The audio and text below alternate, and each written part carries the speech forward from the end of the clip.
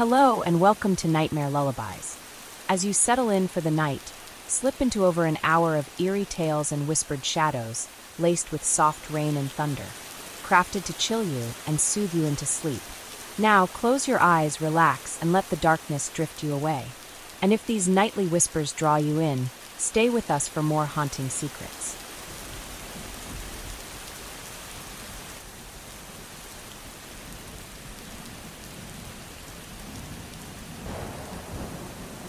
Leanne Veldkamp sat at her kitchen table in her cramped Amsterdam apartment, a mug of coffee growing cold beside her open laptop.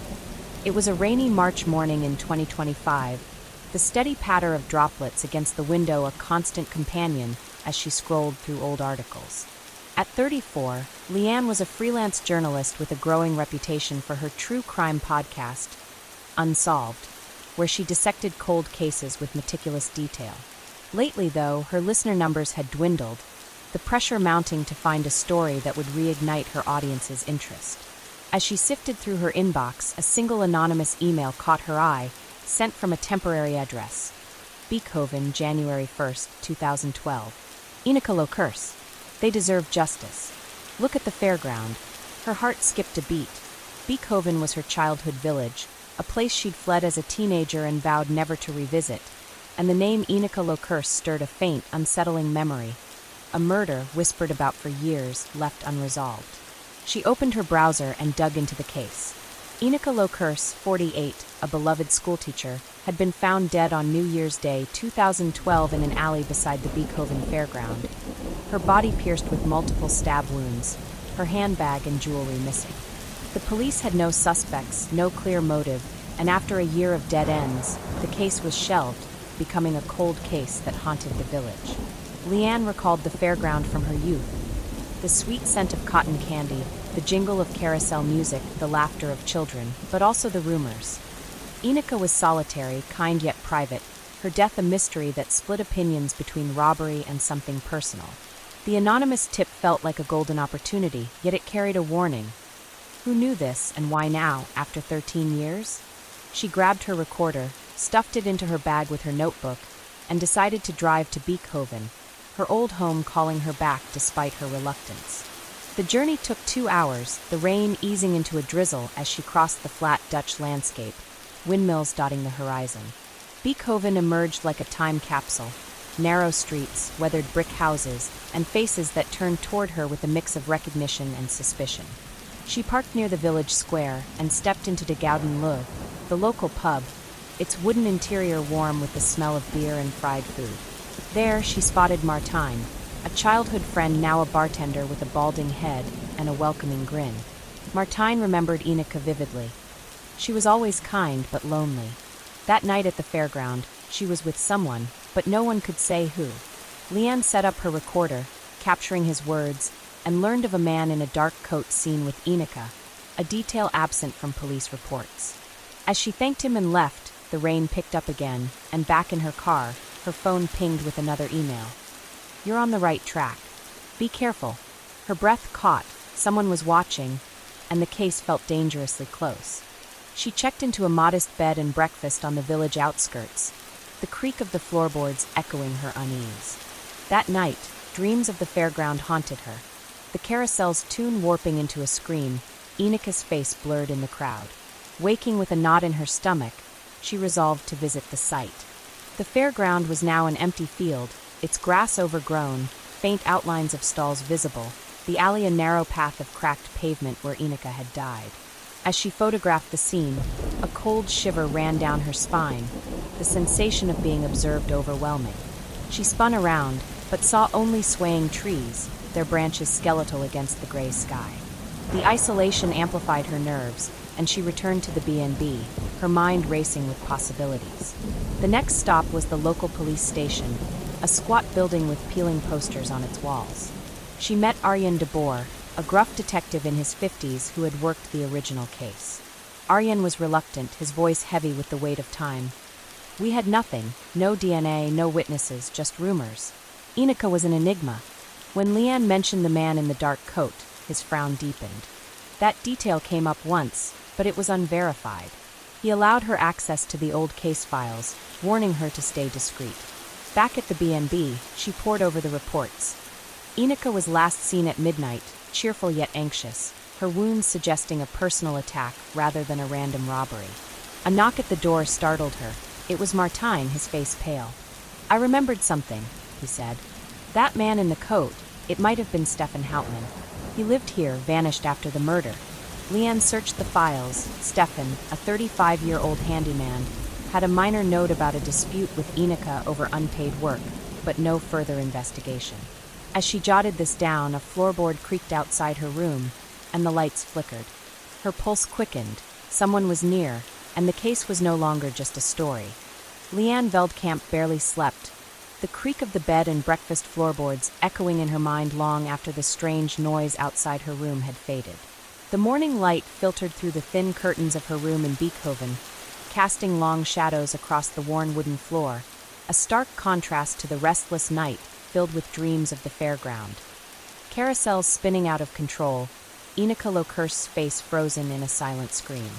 She rubbed her eyes, the knot in her stomach tightening as she replayed Martijn's words about Stefan Houtman, the man in the dark coat who vanished after the murder. The anonymous emails, the creaking floorboard, the flickering lights, it all felt like a web closing in, and she knew she had to move fast. She packed her recorder and notebook, the weight of her laptop adding to her burden, and headed downstairs for breakfast. The landlady, a stout woman named Els with graying hair tied in a bun, served her toast and tea with a wary glance. "You're that journalist, aren't you?" Els asked, her voice low. "Stirring up old ghosts. People here don't like it." Leanne nodded, forcing a smile, and asked about Stefan. Els's expression darkened. He was a loner, good with his hands but quick to anger. Left after Inika's death, his wife and kids stayed, though. Check with Hannah, his sister. She runs the flower shop. Leanne thanked her, her mind racing with new leads, and stepped out into the crisp March air, the village waking with the sound of distant church bells. The flower shop, a quaint building with a faded sign reading Hannah's Blooms, stood on the main street, its windows filled with tulips and daisies. Inside, Hannah Houtman, a woman in her late 40s with tired eyes and a stern mouth, arranged a bouquet, her fingers deft but her posture rigid. Leanne introduced herself, explaining her podcast, and asked about Stefan. Hannah's hands stilled, her gaze hardening. "He's my brother, but I haven't seen him in years. After Inika, he just left, said he couldn't stay with the Whispers. He was rough, always had a temper, especially when drunk." Leanne pressed, mentioning the dark coat sighting, and Hannah sighed. "You were one like that. Had a fight with Inika once, over money she owed him for fixing her fence. But murder? I don't know." She handed Leanne a faded photo of Stefan, tall, broad-shouldered, with a scar above his left eyebrow, taken years ago. "If you find him, tell him Hannah's done waiting," she said, turning away. Back at the B&B, Leanne scanned the photo into her laptop, cross-referencing it with old news archives. She found a brief mention of Stefan in a 2012 local paper, noting his departure from Beekhoven weeks after the murder, his carpentry business abandoned. Digging deeper, she uncovered a hidden letter in the police files Arjen had given her, tucked between pages, a note from Inika to Stefan, dated December 30th, 2011. "I know what you took. Pay me back, or I tell everyone." The words sent a chill through her. Blackmail, a motive. She recorded the letter, her voice shaking, and emailed it to her editor, asking for a background check on Stefan's whereabouts. That afternoon, she returned to the Fairground, the empty field now silent under a gray sky, the alley where Inika died marked only by a weathered plaque. She recorded the scene, her footsteps crunching on the frost-bitten grass, when a rustling behind her made her spin around. Nothing but a stray cat darted away, but the unease lingered. She sat on a bench, reviewing her notes, when her phone buzzed with a reply from her editor. Stefan Houtman last sighted in Utrecht, 2018, no current address. Possible alias, Stan Visser.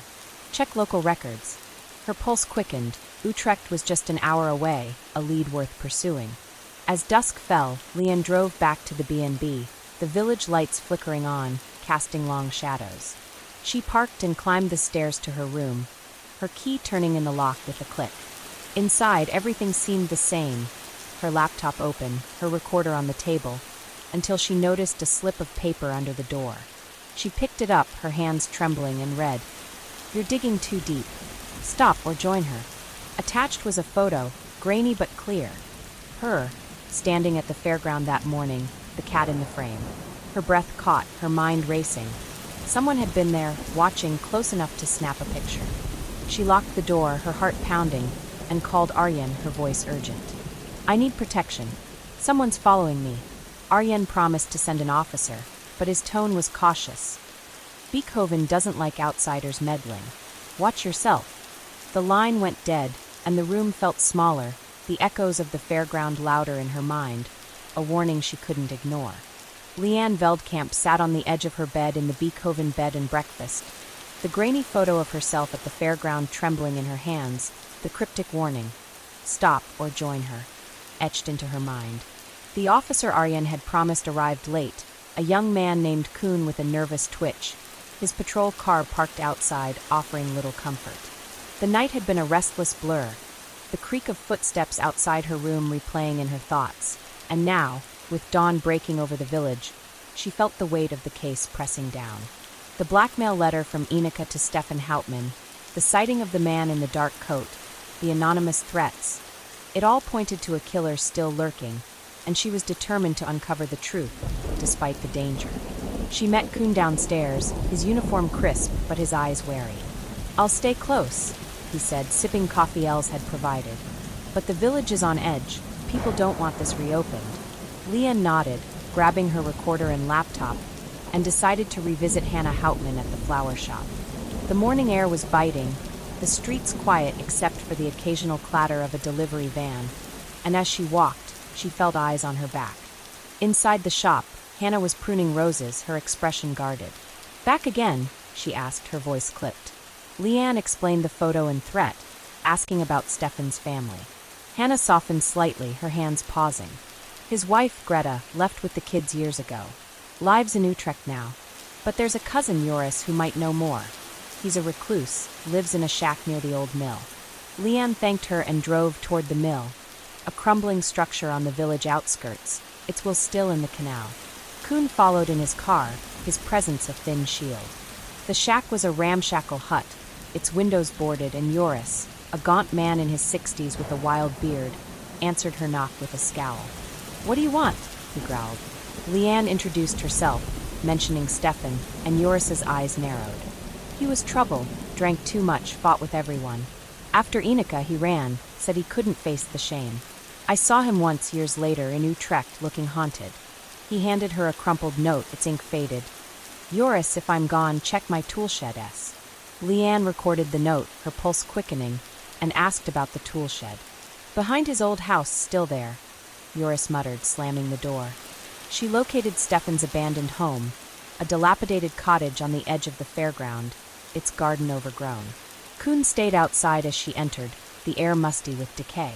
In the toolshed, she found a locked box, its wood splintered, and inside, a blood-stained rag and a broken knife blade. Her hands shook as she bagged the evidence, recording every detail, the implications clear. Stefan had left traces of the crime. She called Arjen, who arrived with a forensic team, his face grim. "This could be the break we need," he said, ordering the items sent for DNA testing against the case file's preserved samples. Back at the B&B, Livia uploaded her recordings to her laptop, her podcast episode taking shape. That evening, the forensic results came. Partial DNA on the rag matched an unknown male from Ineke's crime scene, stored but never identified in 2012. Arjen called, his voice tense. "It's a match, but the profile's incomplete. Could be Stefan or someone close. We're retesting." The news electrified her, a potential breakthrough, but also a target on her back. She edited her podcast, her voice steady despite her fear, and posted it online, titling it Beekhoven's Silent Killer. As she worked, a shadow moved past her window. She froze, peering out, but saw nothing in the dark. Her phone buzzed, a text from an unknown number. "You found his blood. Now you're next." Her breath hitched, and she locked the door, her heart pounding. Koen knocked, checking on her, but the message lingered, a promise of danger. She lay awake, the silence of the B&B oppressive, when a soft thud came from the hallway, footsteps deliberate and close. She grabbed her recorder, its red light on, and whispered, "Who's there?" The steps stopped, and a faint scratch sounded at her door like a knife tracing the wood. Her blood ran cold. Someone was inside, and the night held its breath. Leanne Veldkamp clutched her recorder, its red light a faint glow in the darkened room of the Beekhoven bed and breakfast. Her breath shallow as the scratching at her door grew louder, a slow, deliberate rasp like a knife tracing the wood grain. The footsteps she'd heard moments ago had stopped, but the silence was heavier, more oppressive, as if the night itself held its breath. She whispered into the recorder, her voice trembling, "It's March 17th, 2025, 2:13 a.m. Someone's outside my room. I think they're connected to Inika Lokurst's murder." Her heart pounded, the weight of the anonymous text. "You found his blood. Now you're next." Still fresh, the DNA match on the blood-stained rag from Stefan Hauptmann's toolshed a dangerous discovery. She edged toward the door, her phone in hand, ready to call Kuhn, the young officer stationed outside, when the scratching ceased. A faint click echoed, as if the doorknob had turned, but the lock held. She backed away, her foot catching on the rug, and stumbled against the bed, her recorder clattering to the floor. The door rattled once, a sharp thud, then silence. She waited frozen, minutes stretching into eternity, until she heard Kuhn's voice outside, calling her name. She unlocked the door, her hands shaking, and found him in the hallway, his flashlight beam cutting through the dimness. "I heard something. Someone ran down the stairs," he said, his face pale. "They're gone now, but you're not safe here." Leanne grabbed her things, her recorder still running, and followed him to the patrol car, the night air biting as they drove to the police station for safety. At the station, Arjen de Boer met them, his eyes bleary from sleep, but his demeanor sharp. "You've stirred a hornet's nest," he said, reviewing the text in her recording. The DNA results from the rag had been retested, and while the match to the crime scene was confirmed, the profile pointed to a close male relative of Stefan, not Stefan himself. "We ran it through the database," Arjen explained. "It matches a local man, Peter Verhoeven, a farmer who lived near the Fairground in 2012. But he had an alibi. His brother swore he was at a family dinner that night." Leanne's mind raced. Peter could be the key, but an alibi that old from family felt flimsy. She asked to see Peter's file, and Arjen handed her a thin folder. Peter, 42 in 2012, a widower with a temper, known for disputes over land near the Fairground, but never a suspect in Inika's case.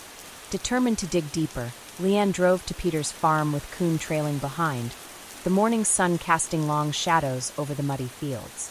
The farmhouse was weathered, its paint peeling, a stark contrast to the neat rows of tulip bulbs in the fields. Peter answered the door, a burly man with graying hair and a scowl, his hands calloused from years of labor.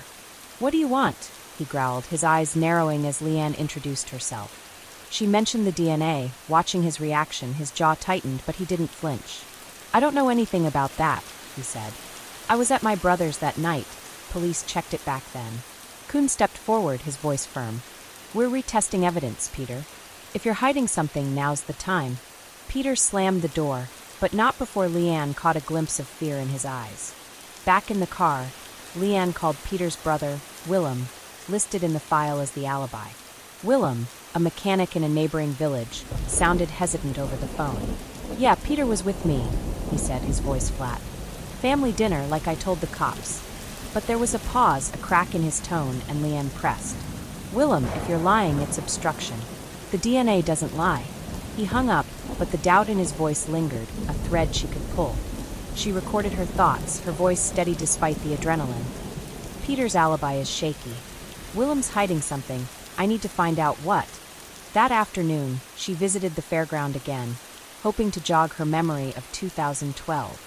The field was empty, the alley where Inika died a silent scar, but as she walked, she spotted an old man sitting on a bench, feeding pigeons. He introduced himself as Franz, a retired fairground worker who'd been there that night. "I saw her," Franz said, his voice gravelly. "Inika with a man, arguing near the carousel. He was tall, angry, wearing a dark coat. I told the police, but they didn't listen." Leanne's heart raced. Stefan or Peter? She showed him the photo of Stefan, and Franz nodded slowly.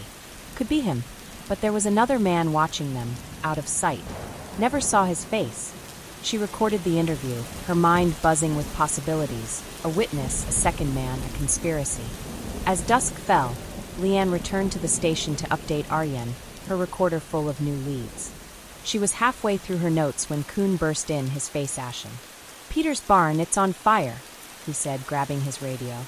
They raced to the farm, the sky glowing orange, the acrid smell of smoke thick in the air. Firefighters battled the blaze, but the barn was gone, its contents reduced to ash. Peter stood nearby, his expression unreadable, but Leanne caught a glint of satisfaction in his eyes. "This wasn't an accident," she whispered to Kuhn, recording the scene. "He's covering something up, evidence, maybe more DNA." Arjen approached, his voice low. "We'll investigate, but this changes things. Peter knows we're on to him." As the flames died down, a crowd of villagers gathered, their faces a mix of fear and anger, whispers spreading. Leanne was trouble, an outsider meddling in their secrets. Driving back to the station, Leanne felt the weight of their stares, the village closing ranks. She parked and stepped out, her recorder in hand, when a rock flew from the darkness, shattering her car window. Glass sprayed and she ducked, her scream caught on tape. Kuhn drew his gun, scanning the shadows, but the attacker was gone. A note was tied to the rock, scrawled in jagged letters: "Leave or burn like the barn." Her hands shook as she unfolded it, the threat clear. Beekhoven held a secret, and someone would kill to keep it buried. Leanne Veldkamp stood beside her car outside the Beekhoven police station, the shattered glass from the thrown rock crunching under her boots, the threatening note, "Leave or burn like the barn," clutched in her trembling hand. The night air was cold, the village streets eerily silent after the chaos at Peter Verhoeven's farm, where the barn fire had reduced potential evidence to ash. Kuhn, the young officer, holstered his gun, his flashlight beam sweeping the shadows, but the attacker had vanished into the darkness. "This is getting out of hand," he said, his voice tight. "You need to leave Beekhoven now." Leanne shook her head, her recorder still running, capturing the tension. "I'm too close," she replied, her voice steadier than she felt. "Peter's hiding something, and I'm going to find out what."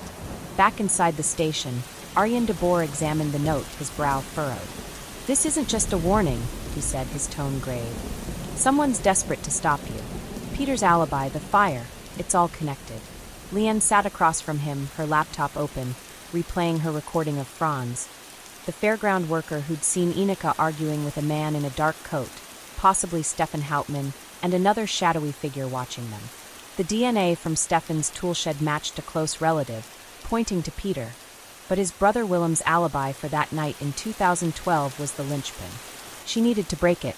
"I called Willem," she told Arjen. "He's lying," I could hear it in his voice. "I need to confront him in person." Arjen agreed to accompany her, but his expression was cautious. "Beekhoven's protecting its own," he warned. "Willem's a mechanic, works in a garage in the next village over. We'll go at dawn." Leanne spent the rest of the night in a spare room at the station, her recorder on the table, unable to sleep as she reviewed her notes. The blackmail letter from Inika to Stefan, the DNA, the fire, all pieces of a puzzle that pointed to a village conspiracy, a secret buried since 2012. Her podcast episode, Beekhoven's Silent Killer, had gained traction online, and comments from listeners were pouring in, some supportive, others hostile, accusing her of stirring up trouble. One stood out from a user named Fairground Ghost. "Stefan's back in Beekhoven. Saw him near the canal last week. Be careful." Her pulse quickened. Stefan, the man in the dark coat, might be closer than she thought. At dawn, Leanne and Arjen drove to Willem's garage, a rundown shop with oil-stained floors and the hum of machinery. Willem, a wiry man in his late 40s with grease-smeared hands, was working on a car engine when they arrived. He straightened, his eyes darting between them, and wiped his hands on a rag. "What now?" he asked, his tone defensive. Leanne stepped forward, her recorder discreetly on, and confronted him about Peter's alibi. "You lied," she said, her voice firm. "The DNA puts Peter at the scene, and you're covering for him." "Why?" Willem's face reddened, his hands balling into fists. "I told you he was with me, family dinner. You've got nothing." Arjen interjected, his badge glinting in the dim light. "We've got DNA, Willem. If you're obstructing justice, you'll go down with him." Willem's resolve cracked, his shoulders slumping. "Fine," he muttered, his voice low. Peter paid me to say he was there. He wasn't. He came to me later that night, panicked, said he'd gotten into something bad at the fairground. I didn't ask questions. Leanne's heart raced, her recorder capturing every word. Did he mention Inika? She pressed. Willem hesitated, then nodded. He said she knew something that could ruin him. That's all I know. Arjen took Willem into custody for questioning, but Leanne's mind was already racing ahead.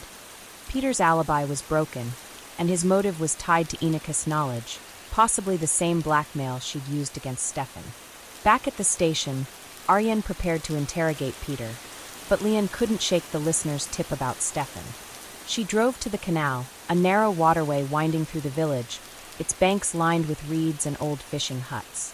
The area was quiet, the water reflecting the gray sky, and as she walked, she recorded her surroundings, her voice a whisper. March 18, 2025, 11:47 a.m. I'm at the canal, following a tip about Stefan Houtman. If he's here, he might know more than Peter. She spotted a figure in the distance, near a hut, tall and broad-shouldered, wearing a dark coat. Her breath caught. It matched Stefan's description from Hannah's photo, the scar above his eyebrow visible even from afar. She approached cautiously, her recorder running, her phone ready to dial Arjen. The man turned, his eyes locking onto hers, and she saw the scar clearly now, Stefan Houtman, older but unmistakable. Stefan, she called, her voice steady despite her fear. I'm Leanne Veldkamp. I know about Inika. His expression darkened, his hand slipping into his coat pocket, and he took a step toward her. You shouldn't have come, he said, his voice low, menacing. You don't know what you're digging into. She held her ground, her recorder capturing his words. I know about the blackmail, the blood in your tool shed. Was it you or Peter? Stefan's jaw tightened, his hand emerging with a pocket knife, its blade glinting in the weak sunlight. Leanne backed away, her heart pounding, and dialed Arjen, her voice urgent. I found Stefan, he's at the canal, armed. Stefan lunged, the knife slashing through the air, but she dodged, stumbling into the reeds, her phone slipping into the mud. He grabbed her arm, his grip like iron, and hissed. Inika got what she deserved. You will too. She kicked at his shin, breaking free, and ran toward the village, her lungs burning, his footsteps heavy behind her. She reached the main road, her scream echoing, when Kuhn's patrol car screeched to a stop, his gun drawn. Stefan froze, the knife dropping, and Kuhn tackled him, cuffing his wrists as Arjen arrived, his face grim. At the station, Stefan refused to talk, his glare icy, but the encounter confirmed his involvement. Leanne retrieved her phone, muddy but intact, her recording of Stefan's threat a key piece of evidence. As she caught her breath, Arjen updated her. Peter's in custody too, we'll compare their DNA again. She nodded, her mind racing, but a new message on her phone stopped her cold, an email from Fairground Ghost. You're closer, but not there yet. The real killer watched from the shadows. Her blood ran cold. The second man Franz had seen at the fairground, the true murderer, was still out there, and she was in his crosshairs. Leanne Veldkamp sat in the cramped interview room at the Beekhoven police station, her muddy phone resting on the table, the recording of Stefan Houtman's threat. Inika got what she deserved. You will too, still echoing in her mind. The email from Fairground Ghost. You're closer, but not there yet. The real killer watched from the shadows. Burned in her thoughts, a chilling reminder that her pursuit of Inika Loker's murderer had uncovered only part of the truth. Stefan's arrest at the canal, his knife dropped in the mud, had been a victory, but the second man Franz had seen at the fairground loomed larger, a phantom orchestrating the chaos. She rubbed her sore arm, bruised from Stefan's grip, and waited for Arjen de Boer to return with the latest forensic update. Arjen entered, his face a mix of exhaustion and determination, a file in his hands. We've got a breakthrough, he said, sliding the papers toward her. The DNA from the blood-stained rag in Stefan's tool shed, retested with modern techniques, matches the crime scene profile perfectly. It's Stefan's, no doubt. But there's more. A secondary trace, faint but distinct, belongs to another male, unidentified, likely the one who delivered the fatal blows. Leanne's pulse quickened. Stefan was involved, but not the sole killer, aligning with Franz's account. Peter's DNA? She asked. Arjen shook his head. No match to Peter Verhoeven, but he's still a person of interest, his alibi is shot, and the barn fire suggests he's hiding something. We're holding him and Stefan, but this second profile changes everything. Leanne recorded the details, her voice steady despite the adrenaline.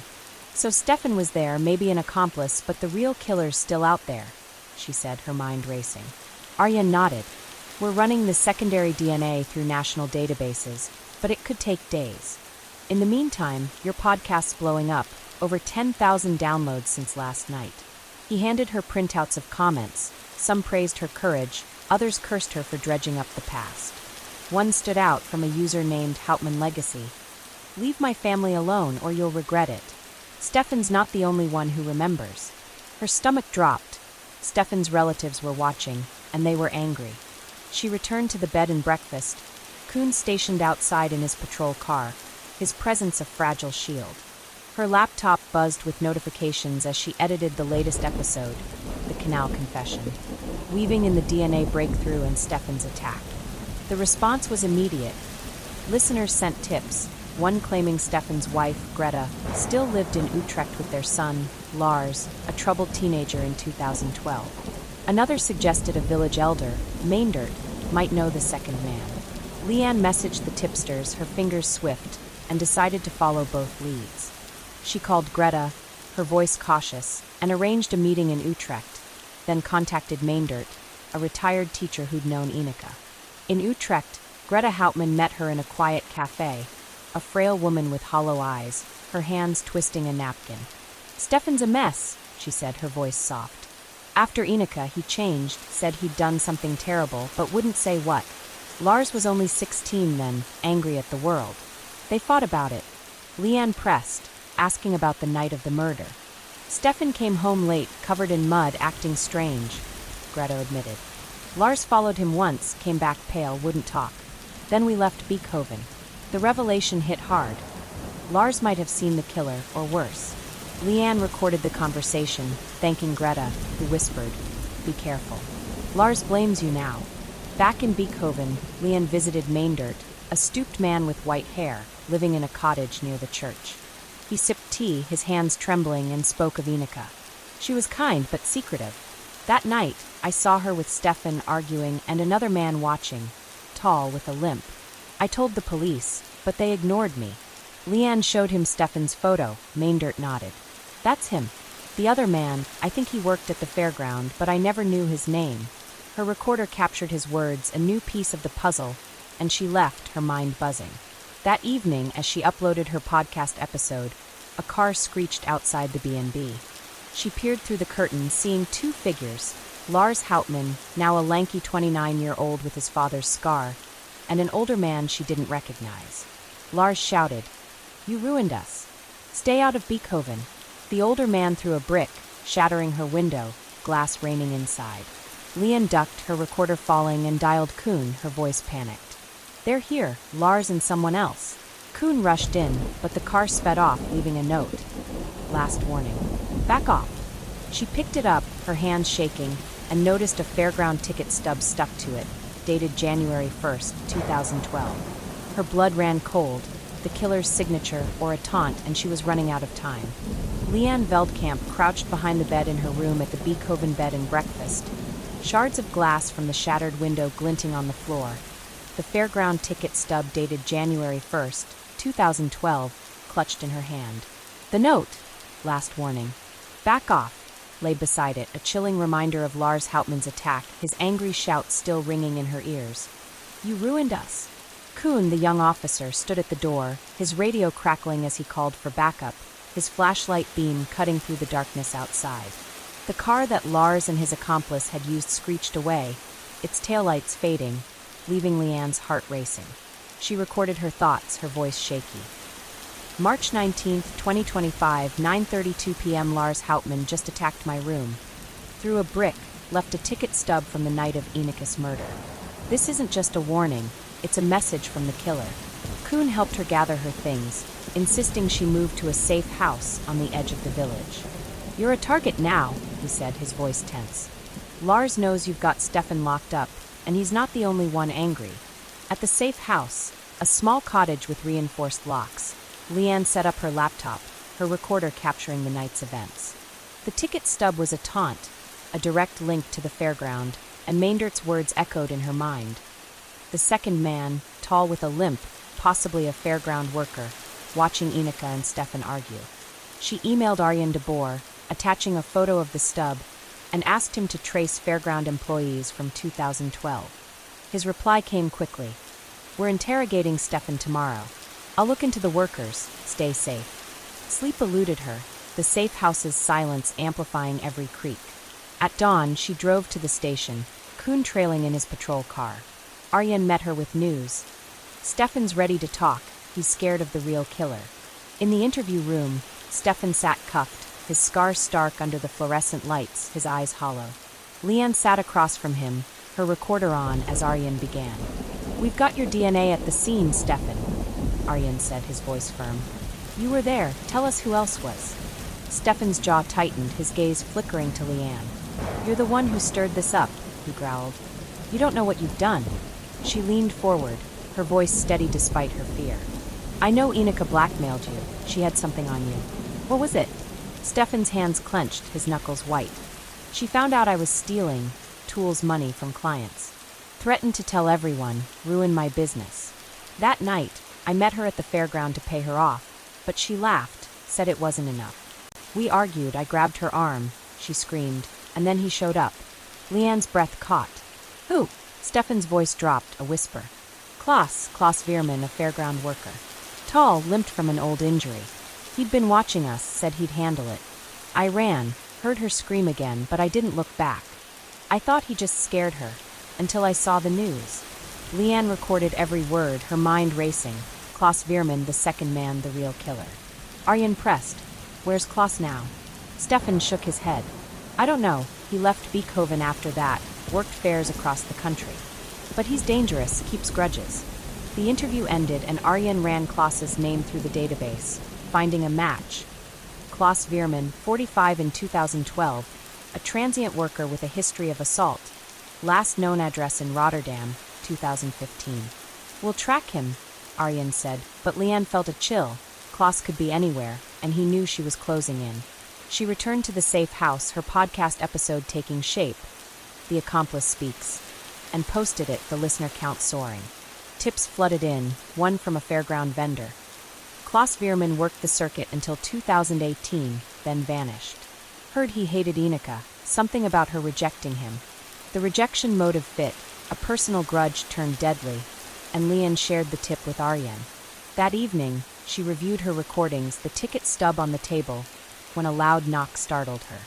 She peered through the peephole, Lars Houtman alone, his face twisted with rage. "Open the door," he shouted. "You've got my dad in jail, I'll make you pay." Leanne backed away, dialing Koen, her voice a whisper. "Lars is here, he's trying to get in." The door rattled, Lars kicking it, the wood splintering.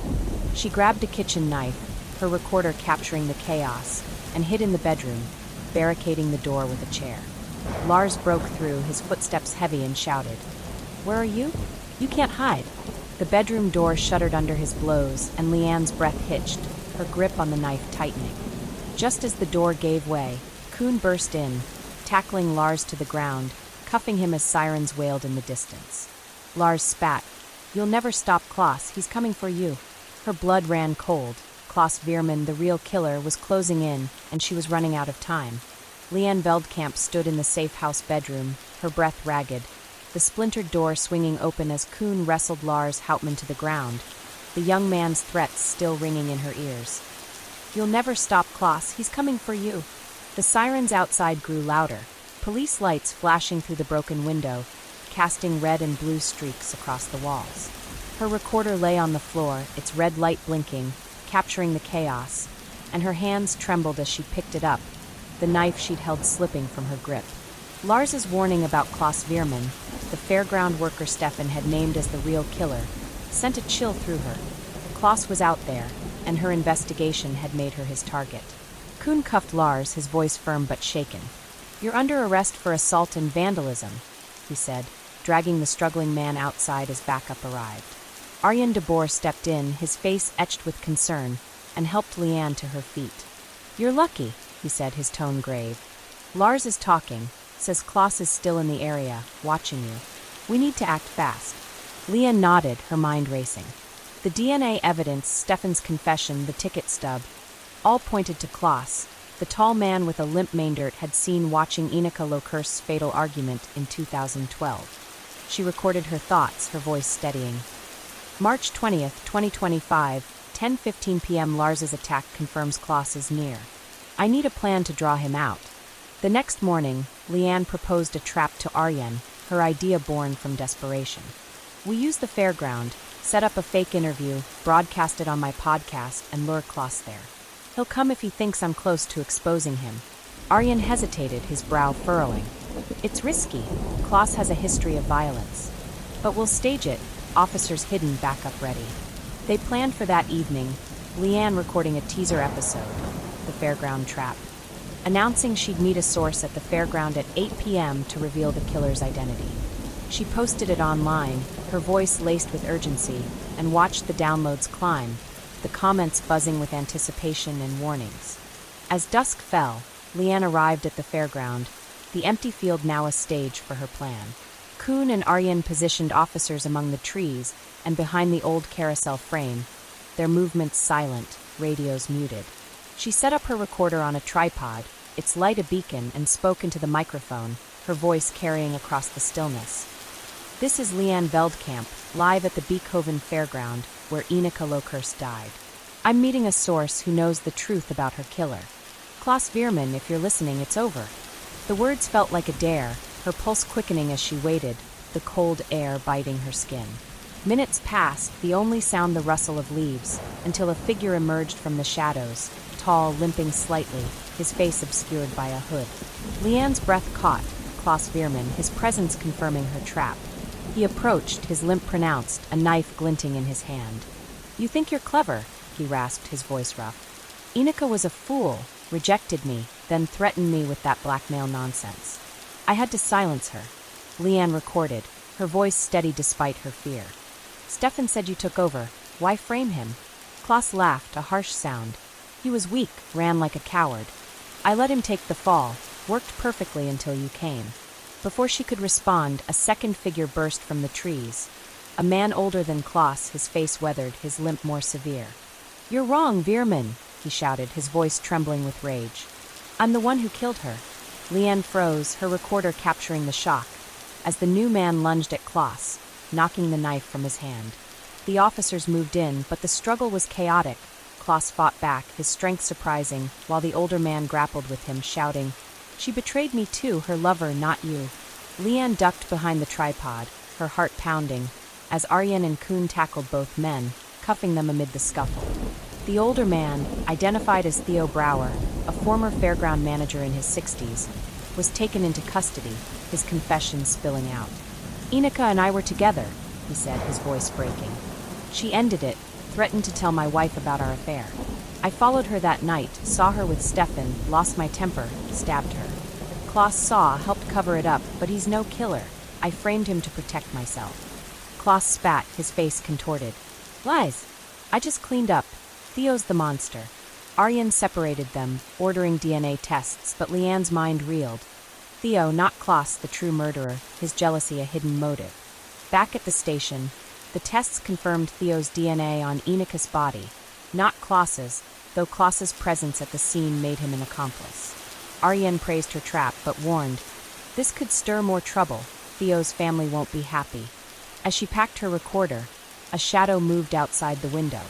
She peered out, seeing a figure in a dark coat, too far to identify, disappearing into the night.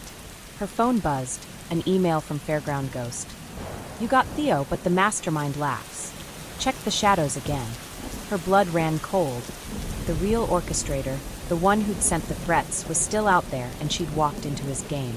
Leanne Veldkamp stood in the dim light of the Beekhoven police station, her recorder clutched tightly, the email from Fairground Ghost. You got Theo, but the mastermind laughs. Check the shadows again, burning in her mind. The shadowy figure she'd seen outside the window after the trap at the Fairground lingered like a specter, a reminder that her victory in capturing Theo Brouwer and Klaus Veerman might not end the threat. The station buzzed with activity, Arjen de Boer coordinating the interrogation of the two men, while Koen stood guard, his eyes scanning the room. The DNA evidence had confirmed Theo as Enica's killer, his jealousy over their ended affair driving the fatal stab wounds, with Klaus as an accomplice who'd helped frame Stefan Hauptmann. Yet the mastermind's shadow suggested a deeper conspiracy, and Leanne was determined to uncover it. She reviewed her recordings in a quiet corner, her laptop open, piecing together the timeline. Theo's confession replayed. She ended it, threatened my wife, I lost my temper, stabbed her. Klaus saw, helped cover it. Klaus's denial. I just cleaned up, Theo's the monster. Clashed with the evidence, but the Fairground ticket stub and the anonymous threats pointed to someone orchestrating from behind the scenes. She called Arjen over, her voice urgent. The mastermind, someone sent those emails through that rock burned Peter's barn. It's not Theo or Klaus, it's someone protecting them. Arjen nodded, his brow furrowed. We'll re-interview them, but we need more. Your podcasts brought out listeners. Check the tips again. Leanne scrolled through her inbox, finding a new message from Fairground Ghost. Theo's wife, Marit, knows more than she says. Look at the church records. Her pulse quickened. Marit Brower, Theo's wife, had been silent, her name absent from the case until now. She drove to the village church, a stone building with stained glass windows, and met the caretaker, a wiry man named Don. Church records? He asked, scratching his head. Old marriages, births, kept in the basement.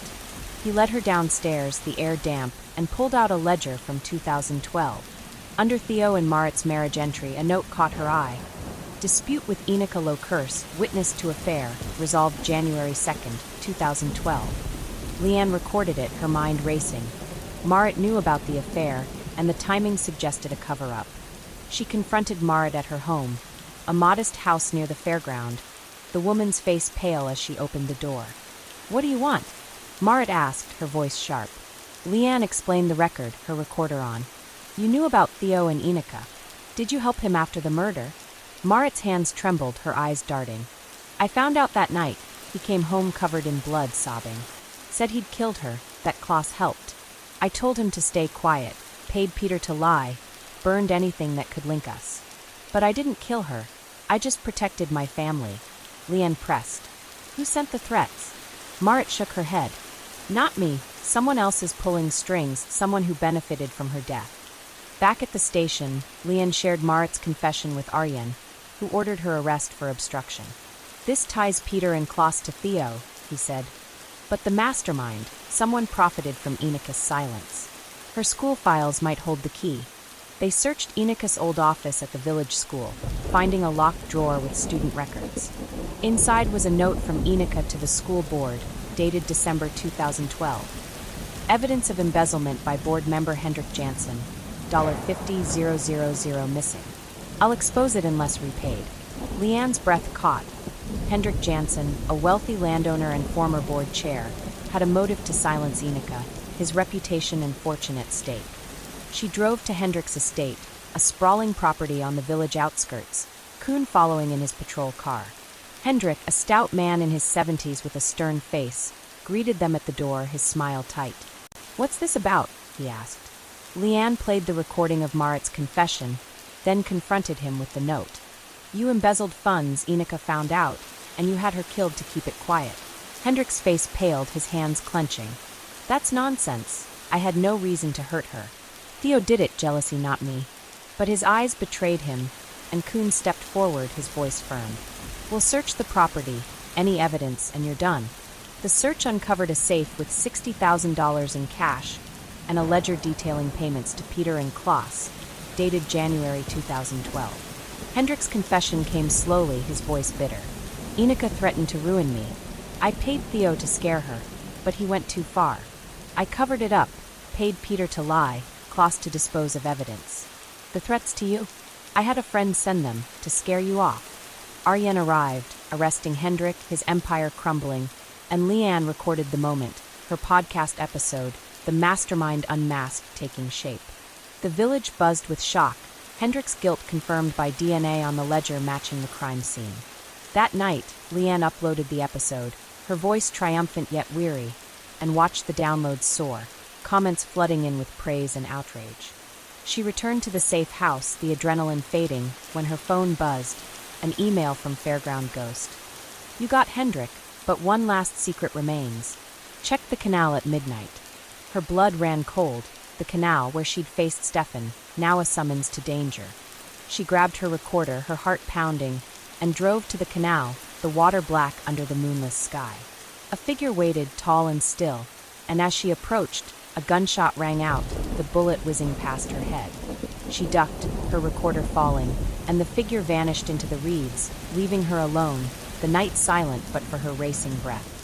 Livia Veldkamp dug behind a cluster of reeds at the canal's edge, her heart slamming against her ribs as the gunshot's echo faded into the Beekhoven night. The bullet had whizzed past her head, embedding itself in the muddy bank, the canal's black water rippling under the moonless sky. Her recorder lay in the dirt, its red light still blinking, capturing her ragged breaths as she whispered, March 21st, 2025, midnight. I'm at the canal, someone just shot at me. The figure who'd fired, tall and cloaked in shadows, had vanished into the night, leaving her alone with the weight of the email from Fairground Ghost. One last secret remains. Check the canal at midnight. She grabbed her recorder, her hands trembling, and dialed Arjen de Boer, her voice a frantic whisper. Arjen, I've been shot at, canal now. Minutes later, Arjen and Koen arrived, their patrol cars screeching to a stop, flashlights cutting through the darkness. Are you hurt? Arjen asked, his face tense as he helped her up. She shook her head, her knees weak, and pointed to the bullet's impact. They're gone, ran into the reeds, she said, handing him the recorder. Koen searched the area, finding a footprint in the mud, large and deep, but no other trace of the shooter. This is tied to Hendrik, Arjen said, his voice grim. He confessed to the threats, but someone else is still out there. Livia nodded, the pieces falling into place. Hendrik Jansen, the mastermind who'd orchestrated Ineke Lokerst's murder to protect his embezzlement scheme, had been arrested, along with Theo Brouwer, the killer, and Klaus Veerman, his accomplice. But the gunshot suggested a final player, someone tied to the village's secrets. Back at the station, Arjen ran the footprint through forensic analysis, linking it to a size 12 boot, a brand sold locally, but the shooter remained elusive. Leanne reviewed her recordings, her podcast episode, The Mastermind Unmasked, still trending, the comments a mix of shock and support. She recorded a final episode, Justice at the Canal, detailing the arrests, Theo convicted of murder, Klaus for aiding and abetting, Hendrik for conspiracy and obstruction, and Marit for covering up the crime. Peter Verhoeven and Willem faced charges for their roles in the cover-up, their alibis exposed as lies. The village reeled, Hendrik's fall exposing corruption that stretched beyond the school board, his $60,000 in hidden cash seized as evidence. Beekhoven's whispers turned to outrage, the Fairground forever marked by the truth. Leanne drove back to Amsterdam, the 2-hour journey a blur, her apartment a sanctuary after weeks of danger. She locked the door, her recorder on the table, and poured a glass of wine, the city lights a stark contrast to the village's shadows. Her podcast downloads soared past 50,000, listeners praising her tenacity, some sharing their own cold case stories. She started a blog, Cold Case Chronicles, vowing to continue her work, her voice a beacon for the voiceless. But the gunshot lingered, a reminder of the unknown threat, and she installed a security system, its red light a constant guard. A week later, she visited Beekhoven one last time, meeting Martijn at De Gouden Look. The pub was quieter now, the villagers subdued, some thanking her for exposing the truth, others avoiding her gaze. Martijn poured her a beer, his smile warm. You did good, he said. Ineke deserved justice. Leanne recorded their conversation, her final notes for the case, and left, the fairground field peaceful in the morning light. Back home, she framed a photo of Ineke from the case files, a smiling woman with kind eyes, hanging it above her desk, a reminder of why she'd fought. But the shadows remained. 2 weeks later, a package arrived. No return address, just a small box with a USB drive inside. She plugged it in, her laptop screen flickering to life, and a video played. Grainy footage of her at the canal moments before the gunshot. The shooter's face obscured but his limp unmistakable. Klaus's limp, though he was in prison. A voiceover, distorted, rasped. You thought it was over. I'm still here. Her blood ran cold. The shooter wasn't Klaus, but someone mimicking him, a final player in Hendrik's network, still free. She called Arjen, her voice urgent. There's another accomplice, someone connected to Klaus or Hendrik. He promised to investigate, but the trail was cold, the USB untraceable. Leanne bolstered her security, her nights restless, every noise a potential threat. She joined a self-defense class, her resolve hardening, and poured her fear into her work, her next podcast episode a call for vigilance. The Fairground's Last Shadow. Her listeners responded, forming a community of amateur sleuths, some offering tips, others support. One evening, as she locked her door, her phone buzzed, a text from an unknown number. "I see you, Leanne. Shadows never die." Attached was a photo of her apartment building, taken from the street, her window lit against the dusk. She reported it to the police, who increased patrols, but the sender remained a ghost, a lingering threat from Beekhoven's past. The story ends with Leanne at her desk, her recorder on, the city alive outside her window.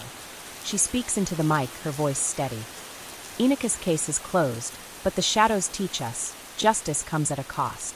I'll keep fighting for her, for others. This is Leanne Veldkamp signing off. She locks her door, the security light glowing red, her eyes on the night, her resolve unyielding despite the fear.